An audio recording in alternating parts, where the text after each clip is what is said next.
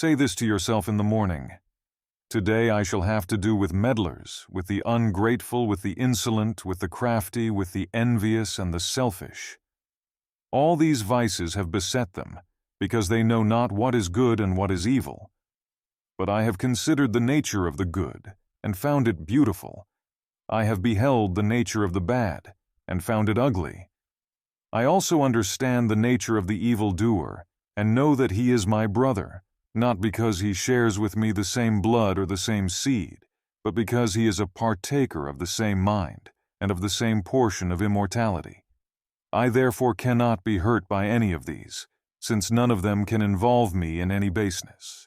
I cannot be angry with my brother, or sever myself from him, for we are made by nature for mutual assistance, like the feet, the hands, the eyelids, the upper and lower rows of teeth. It is against nature for men to oppose each other, and what else is anger and aversion? All that I am is either flesh, breath, or the ruling part. Cast your books from you, distract yourself no more, for you have not the right to do so. Like one at the point of death, despise this flesh, this corruptible bone and blood, this network texture of nerves, veins and arteries. Consider too what breath is, mere air, and that always changing, expelled and inhaled again every moment. The third is the ruling part.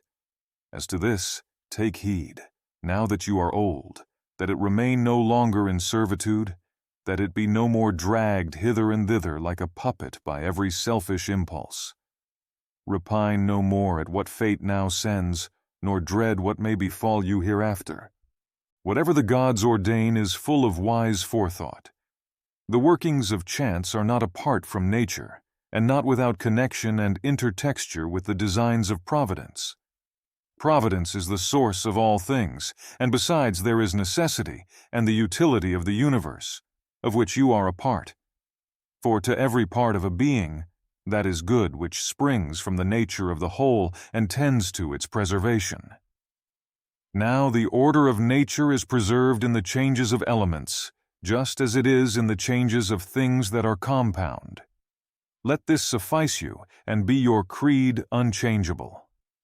Put from you the thirst of books, that you may not die murmuring, but meekly, and with true and heartfelt gratitude to the gods.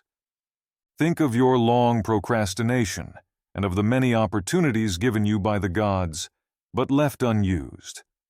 Surely it is high time to understand the universe of which you are a part, and the ruler of that universe of whom you are an emanation, that a limit is set to your days, which if you use them not for your enlightenment will depart, as you yourself will, and return no more. Hourly and earnestly strive, as a Roman and a man, to do what falls to your hand with perfect unaffected dignity, with kindliness, freedom, and justice, and free your soul from every other imagination. This you will accomplish if you perform each action as if it were your last, without willfulness or any passionate aversion to what reason approves, without hypocrisy or selfishness, or discontent with the decrees of Providence. You see how few things it is necessary to master in order that a man may live a smooth-flowing, God-fearing life. For of him that holds to these principles the gods require no more. Go on, O my soul, to affront and dishonor thyself. The time that remains to honor thyself will not be long. Short is the life of every man, and thine is almost spent.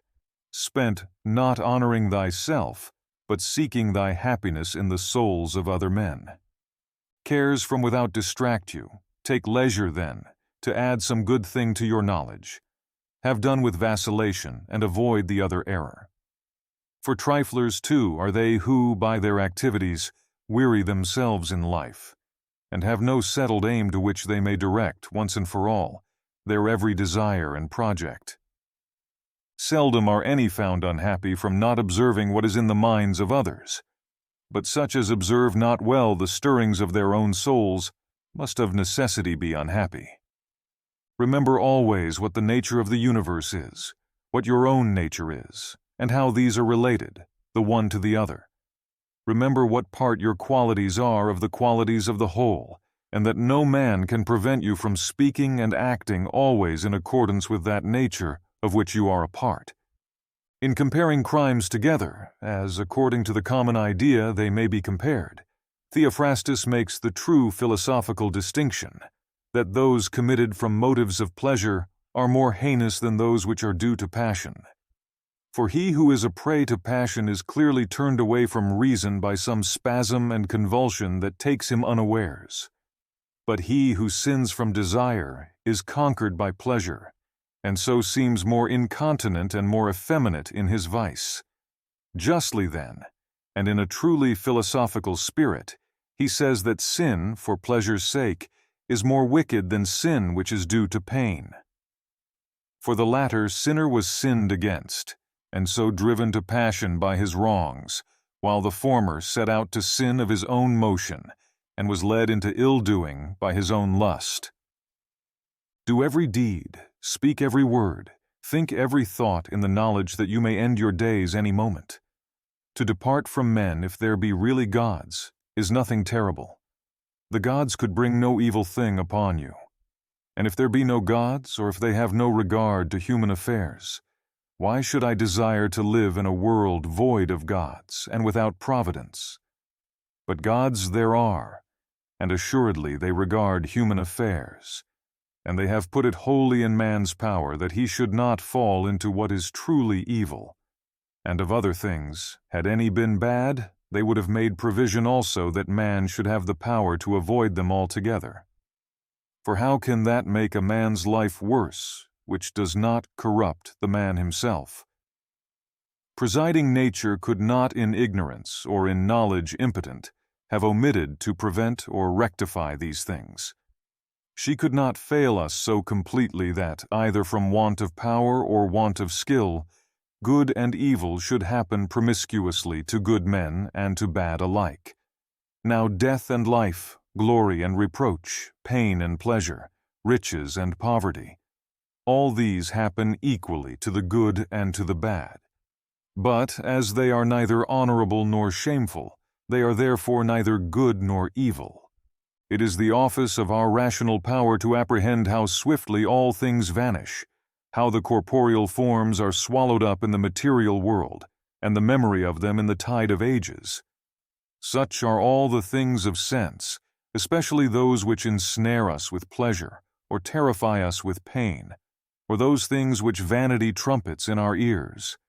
How mean, how despicable, how sordid, how perishable, how dead are they! What are they whose opinions and whose voices bestow renown? What is it to die? Your mind can tell you that did a man think of it alone and, by close consideration, strip it of its ghastly trappings, he would no longer deem it anything but a work of nature. To dread a work of nature is a childish thing, and this is, indeed, not only nature's work, but beneficial to her. Your reason tells you how man reaches God, and through what part, and what is the state of that part, when he has attained unto him. Nothing, says the poet, is more miserable than to range over all things, to spy into the depths of the earth, and search by conjecture into the souls of those around us, yet not to perceive that it is enough for a man to devote himself to that divinity which is within him, and to pay it genuine worship. And this worship consists in keeping it pure from every passion and folly, and from repining at anything done by gods or men. The work of the gods is to be reverenced for its excellence. The works of men should be dear for the sake of the bond of kinship, or pitied, as we must pity them sometimes, for their lack of the knowledge of good and evil. And men are not less maimed by this defect than by their want of power to know white from black. Though you should live 3,000 years or as many myriads, yet remember that no man loses any other life than that which now lives, nor lives any other than that which he is now losing. The longest and the shortest lives come to one effect. The present moment is the same for all men, and their loss, therefore, is equal, For it is clear that what they lose in death is but a fleeting instant of time. No man can lose either the past or the future, for how can a man be deprived of what he is not? These two things then are to be remembered. First, that all things recur in cycles, and are the same from everlasting, and that therefore it matters nothing whether a man shall contemplate these same things for 100 years, or for 200, or for an infinite stretch of time. And secondly, that he who lives longest and he who dies soonest have an equal loss in death. The present moment is all of which either is deprived, since that is all he has. No man can be robbed of that which he has not. Beyond opinion there is nothing. The objections to this saying of Monimus the Cynic are obvious, but obvious also is the utility of what he said, if one accept his pleasantry as far as truth will warrant it. Man's soul dishonors itself, firstly and chiefly when it does all it can to become an excrescence, and as it were an abscess on the universe. To fret against any particular event is to revolt against the general law of nature, which comprehends the order of all events whatsoever. Again, it is dishonor for the soul when it has aversion to any man, and opposes him with intention to hurt him, as wrathful men do. Thirdly, it affronts itself when conquered by pleasure or pain. Fourthly, when it does or says anything hypocritically, feignedly, or falsely. Fifthly, when it does not direct to some proper end all its desires and actions, but exerts them inconsiderately and without understanding.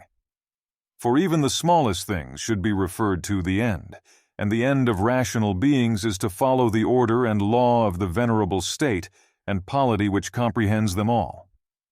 The duration of man's life is but an instant.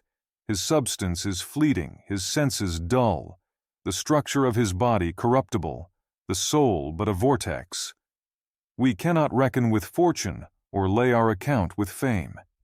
In fine, the life of the body is but a river, and the life of the soul a misty dream.